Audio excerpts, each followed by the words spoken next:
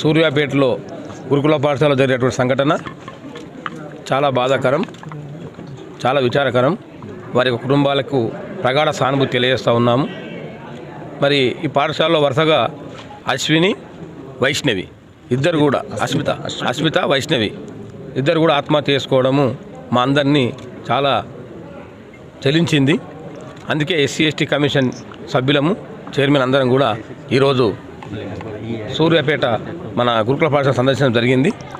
మరి అన్ని విషయాలు సమగ్రంగా నివేదిక ఇవ్వాలని చెప్పి మాకు సీఎంఓ నుంచి ఆదేశాలు వచ్చినాయి.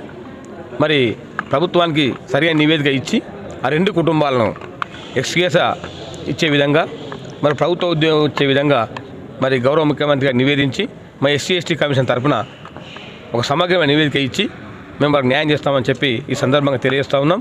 మరి గౌరవ ఎస్పీ గారు, మరి గౌరవ కలెక్టర్ గారు కూడా సమగ్రమైన నివేదిక ఇవ్వడం జరిగింది.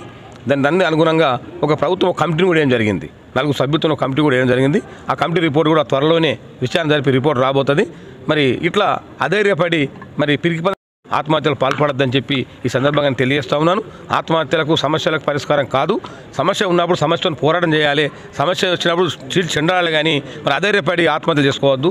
మరి భారతదేశంలో మన తెలంగాణలో కూడా మరి భారత పౌరులు వీళ్ళందరూ, మరి భారతదేశంలో వీళ్ళందరూ కూడా మంచిగా ఉన్ననాడే మరి ఇవాళ పౌరులే రేపటి భారతీయ పౌరులు కనుక ఇలా విద్యార్థులు తప్పకుండా అందరూ కూడా బంగారు భవిష్యత్తు ఉండాలి, మంచి చదువుకోవాలని చెప్పి మేము కోరుతా ఉన్నాము. ఇటువంటి సంఘటనలు మన పురోగతం కాకుండా ప్రభుత్వం అన్ని చర్యలు తీసుకుంటుందని చెప్పి కూడా మా కమిషన్ కూడా ప్రభుత్వానికి సర్వే నివేదిక ఇచ్చి మరి అన్ని మన తెలంగాణ రాష్ట్రంలో ఉన్నటువంటి అన్ని గురుకులాల్లో, అన్ని పాఠశాలలో కూడా ఇటువంటి సంఘటనలు మళ్ళీ రాకుండా తప్పకుండా పకడ్బందీ చర్యలు తీసుకొని ప్రక్షాళన జరిపిస్తామని చెప్పి ఈ సందర్భంగా తెలియజేస్తాం.